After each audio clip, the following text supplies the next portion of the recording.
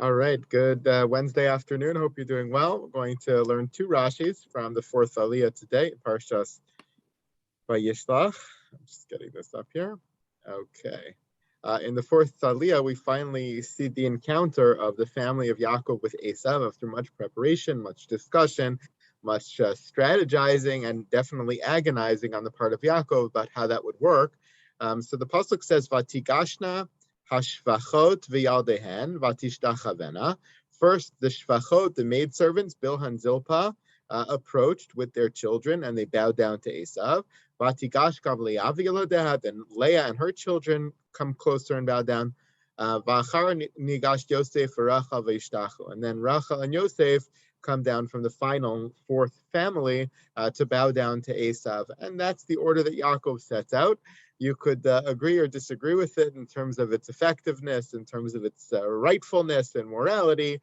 You know, why were the maidservants of less importance than the others? Why were the children of the maidservants seeming less important than the others? Why does he put them first in harm's way and only then put the otherwise behind them? You could discuss this ad nauseum.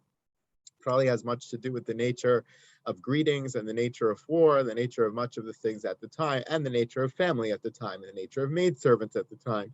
But be that as it may, that's the order that he sets it out in. That's how he doesn't describe which people will go where, but he describes multiple camps, and he describes splitting them up, and he describes how the first ones will come first and the second ones will come second. There'll be shifts. Now we finally learn what that means and who's in each shift.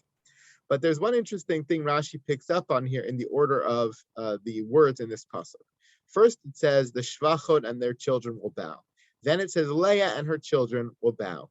When it comes to Rachel, instead of saying and va'achar, and after all of that, Rachel and Yosef, her only child at the time, will bow down.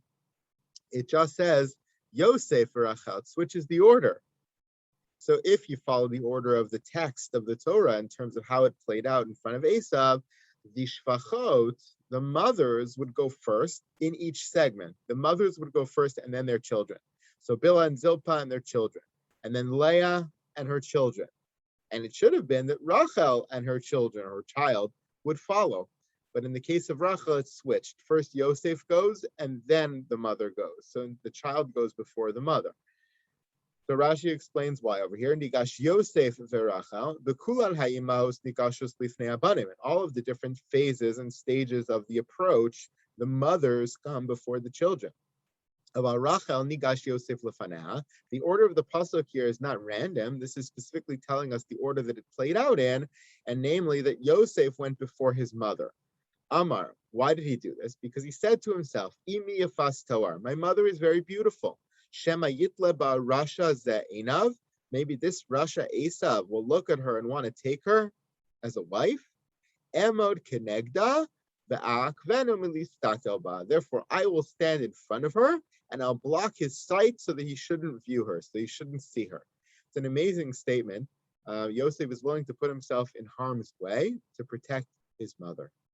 It's just incredible statement about the love of a child for his mother, and specifically on the relationship Yosef and Rachel had. If you remember, Rachel, in last week's parsha, has to wait so long to have a child.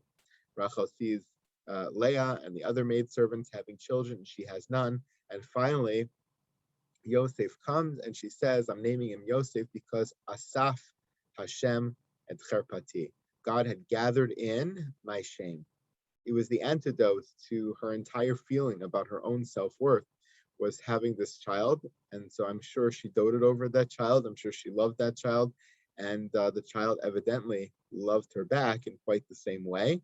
And they had a very, very close relationship, so much so that child ends up protecting mother instead of mother protecting child. Just a beautiful statement about Yosef. It also helps us to understand why later, when Yosef is taken to Mitzrayim, we see Yosef is Yefei Torah. Yosef is very beautiful in his appearance. Rashi says he was misalsal b'sa'aro. He beautified himself. He was concerned about his image. But we certainly see even from the text of the Torah that he is beautiful, and maybe he takes after his mother in that way.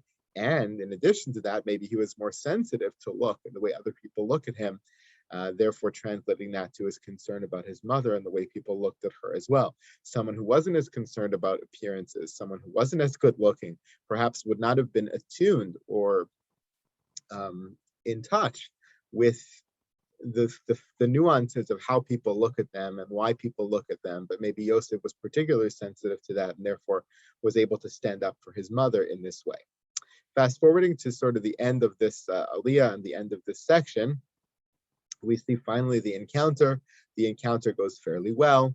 Yaakov and Esav hug and kiss each other. Maybe Chazal call that kiss into question. Maybe there were multiple motivations. Maybe Esav was properly motivated or not properly motivated. But in the end, at least according to the text of the Torah, things go pretty well. And Yaakov continues on his journey into the land of Israel. He comes to Sukkot, and then he comes to Shechem. And that's where the whole incident of Dinah and Shechem and Hamor all takes place. Vayavo Yaakov, the pasuk says, Vayavo Yaakov Shalem ir Shechem. He comes complete to the city of Shechem, which is in Eretz Canaan, as he's coming back from Padan Aram.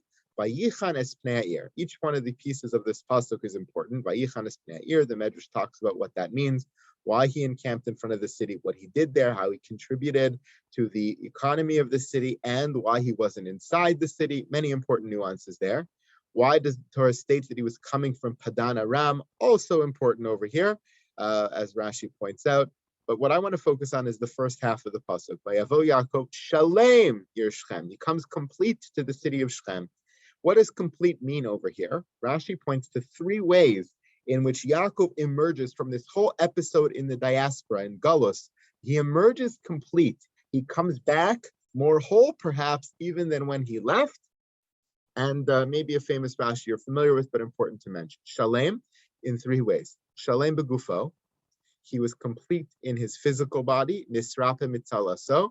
He was healed from his injury that he got when he was wrestling with the angel at the beginning of the parsha. And he was injured in his thigh, and he was soleya al yerecho. He was limping on his leg. By the time he gets to Shechem, he gets into the land of Israel, into the land of Canaan, he's healed.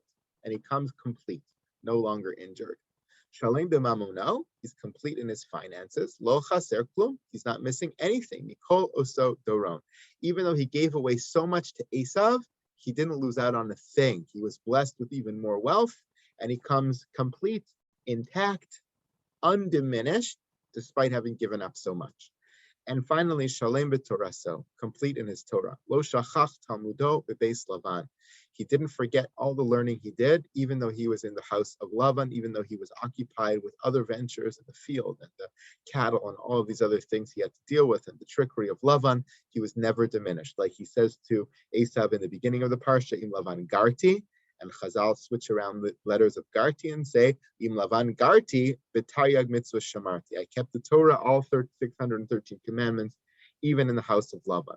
These are the three realms in which Yaakov is Shalem. The reason Chazal pick on these three as the meaning of Shalem is because we certainly see the three hits on Yaakov in this story up to this point. We see a physical hit on him. We see a financial hit on him. And we see him coming from a very bad place, a very immoral place, coming back to a place that is better. And so you might surmise that he came back, but he really wasn't himself. He really wasn't complete. He really didn't come back with the same vigor and strength as he left with. And the Torah reinforces that in all three realms, where you would think he was diminished, he certainly was not. He came shalem. He came whole and complete. Hashem fulfilled his promise to Yaakov, which was promised him when he left in Parshas Vayetze, that he would bring him back b'shalom, in peace. He brings him back b'shalom, in peace, and in the other meaning of shalom, shalem, complete in all of these ways. Have a great day, everybody, and we'll see you tomorrow, God willing. Thank you, Rabbi. Thank you. Very good. Thank you, Rabbi. See you. Have a nice Rabbi. day. Keep